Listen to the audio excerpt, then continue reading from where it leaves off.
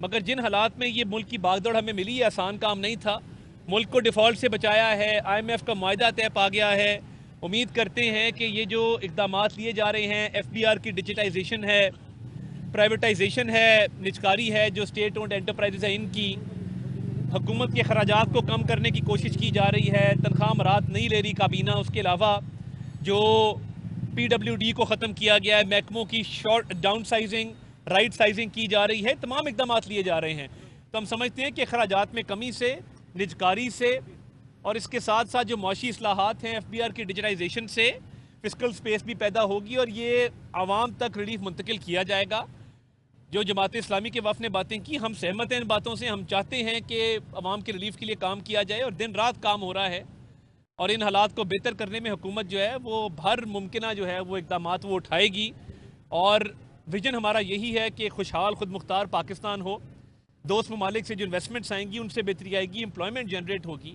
China ہمارا بھی وفد گیا ہے، وزیر توانائی، وزیر خزانہ نے بڑی تفصیل سے بات کی. وزیر توانائی واپس آئیں گے، وہ بھی تفصیل سے بات کریں گے.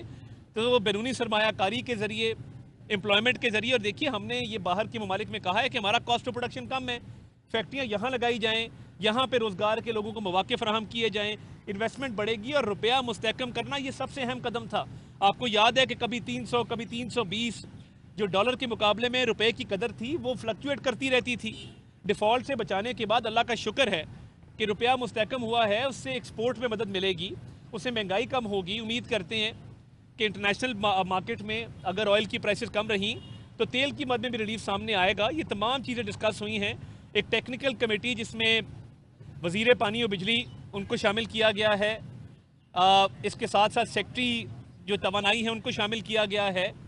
اس کے علاوہ ایک FBR کے نمائندے کو شامل کیا گیا ہے، وزارت خزانہ کے نمائندے کو شامل کیا ہے. کل ہماری کوشش ہے کہ جو اگلا دور ہو ان مذاکرات کا، ان میں معاملات خوش اسلوبی سے طے پا جائیں اور یہ دھرنا جو ہے یہاں سے یہ ان کو ہم رخصت کریں بڑی عزت آبرو کے ساتھ.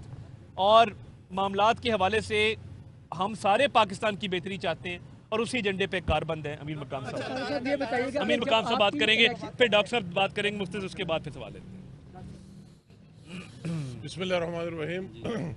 طاہر صاحب نے تفصیلی باتیں کی ہے، میں دہرانا نہیں چاہتا ہوں، اور میں صرف اتنا کہوں گا کہ ہماری جو جماعت اسلامی کی وفد سے بات ہوئی اور ان کے جو ڈیمانڈز ہیں اور وہ جو چاہتے وہ ہم سارے چاہتے ہیں. پاکستان کی 24 کروڑ عوام بھی وہ چاہتے ہیں کہ بجلی بھی سستی ہو، پیٹرول بھی سستا ہو، تنخواہیں بھی زیادہ ہو، ٹیکسیشن بھی نہیں ہو، اور ہر ایک چیز اس طرح مل جائے. مگر بات ہم نے ان سے وہی کر دی کہ آپ کو ہمارے ساتھ بیٹھ کر دیکھنا ہے.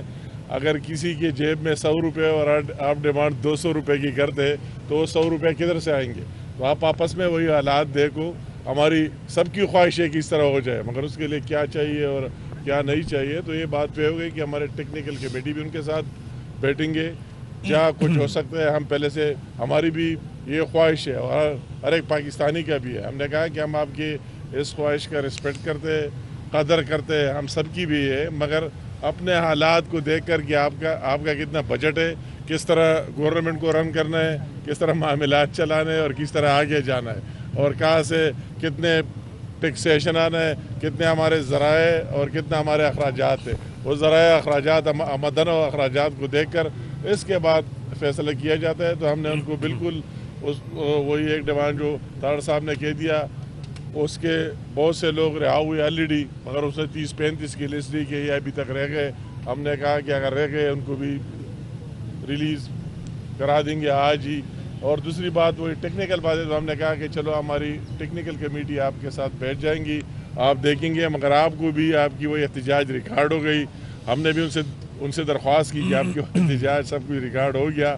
اور یہ بات ہم سارے چاہتے، مگر اپنے وسائل کے اندر رہتے ہوئے، اپنے چادر کے اندر رہتے ہوئے، اپنے ذرائع کے اندر رہتے ہوئے کہ آپ کو کتنے مل رہے اسی سے آپ خرچ کرا دیں گے اور ملک کو چلائیں گے. تو ان شاء اللہ تعالیٰ ہماری ٹیکنیکل کمیٹی اس کے ساتھ بیٹھیں گے اور پھر اس کے بعد امید ہم رکھتے ہیں کہ وہی ڈسپرس ہو جائیں گے ان شاء اللہ تعالیٰ. جی ڈاکٹر صاحب. بسم اللہ الرحمن الرحیم. دیکھیے آج جس ماحول میں بات ہوئی ہے جماعت اسلامی سے، وہ ساری بات جو ہے وہ میرے دونوں بھائی آپ سے کر چکے ہیں. ہمارے پاس جن मुतालबात का उन्होंने ज़िक्र किया।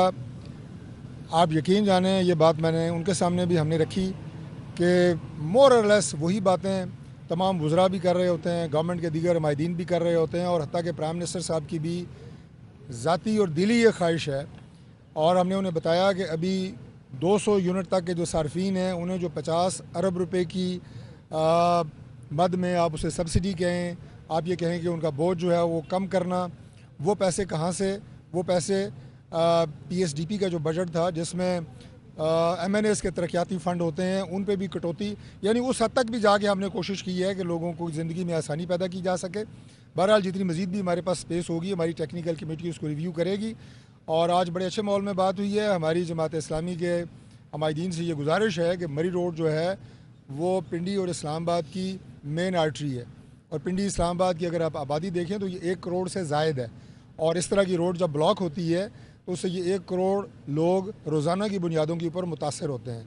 तो इंशाल्लाह अगले दौर में जिसमें हमारे टेक्निकल लोग तमाम तर चीज़ें उनके सामने रखेंगे, बेहतरी की उम्मीद है ताकि जल्द अज जल्द ये धरना जो है ये यहाँ से ख़त्म हो सके।